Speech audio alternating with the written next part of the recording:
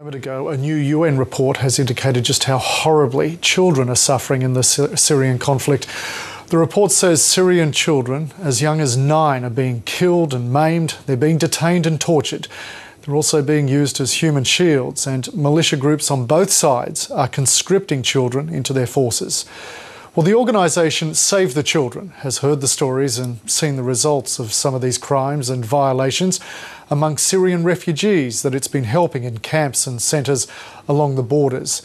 Well, to talk more about the impact of this conflict on Syria's young and innocent, I'm joined by Sanna Johnson, Save the Children's Middle East Director, and she joins us from Beirut. Sanna Johnson, thanks for your time tonight. Firstly, your reaction to the crimes and grave violations, as the report puts it, the grave violations of rights being committed against children in Syria, as documented in this UN report.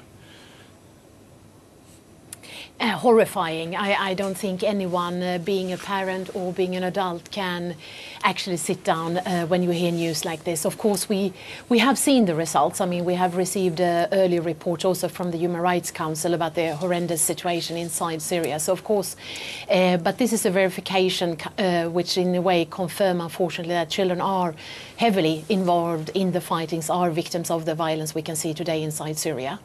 What have your staff been hearing in the border camps about the crimes being committed against children? What are some of the stories you're hearing? Yeah, it is this tragic sign of course, when you live as a child under heavy bombardment, that isn't a crime in itself because you feel totally unprotected. We also hear the stories of how they have needed to flee. We have heard how they have witnessed crime towards their own family members or that they have lost friends, of course, and they also hear from their friends how they might have lost both parents and relatives who either have been badly wounded or more dramatically just disappeared, and in cases, of course, that they also have been killed in the fights.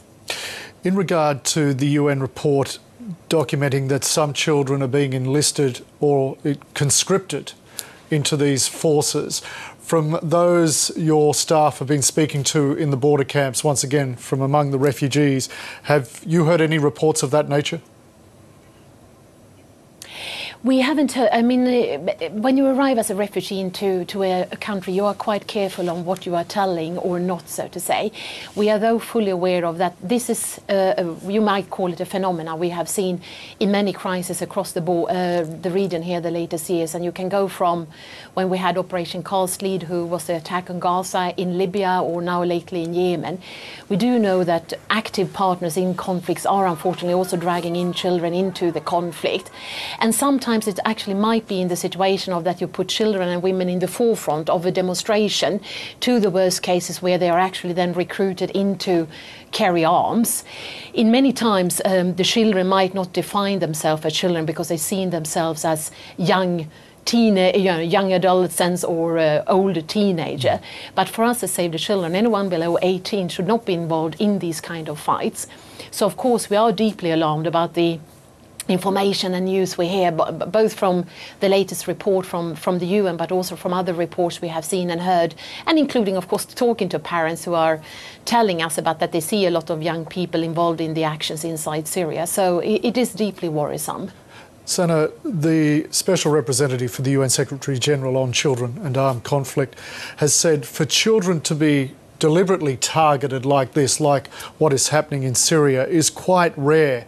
From your organisation's experience, just how rare is it?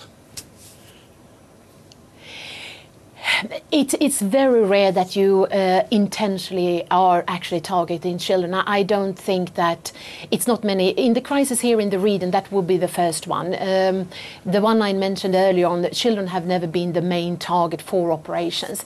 I believe that we still will need now to see how widespread it is from both parties, that they have been targeting children either as human shields or actually direct targets of attacks, because this is a crime of its worst nature, I would say.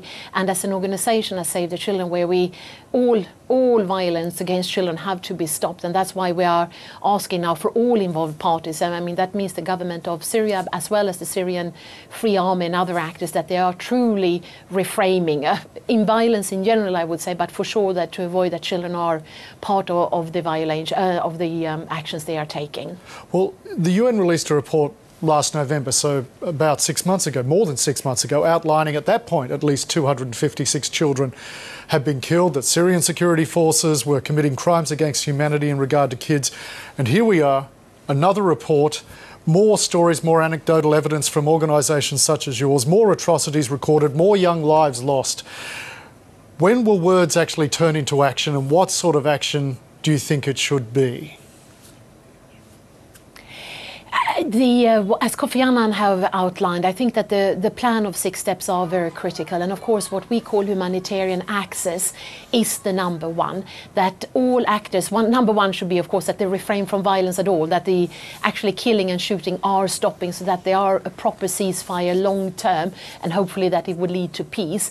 If this is not possible, humanitarian access for all actors, not only UN, but international NGOs as ourselves and local actors as well, so that we can reach the most vulnerable groups and actually provide the help and assistance they are in deep need of presently. Well, at this stage, it doesn't look like the Annan peace plan is working. In fact, it looks like it's failing on both sides at the moment. And when we cast our minds back to Libya, the international community intervened fairly quickly last year, ostensibly to protect civilian lives.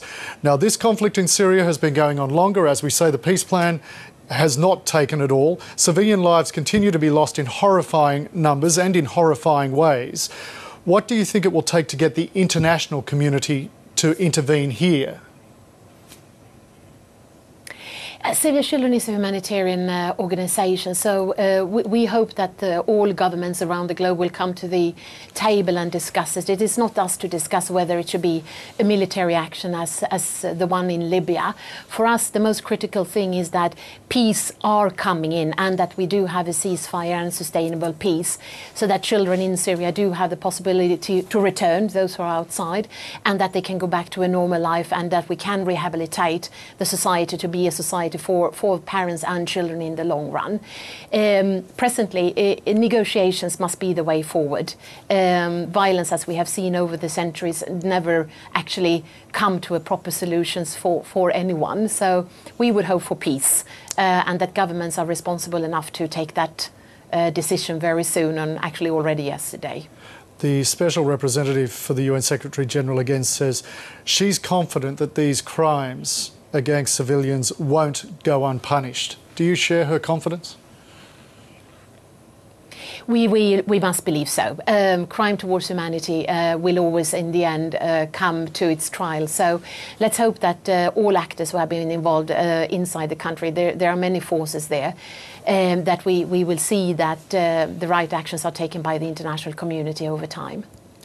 Sanna Johnson from Save the Children there in Beirut, thank you very much for your time this evening. Thank you.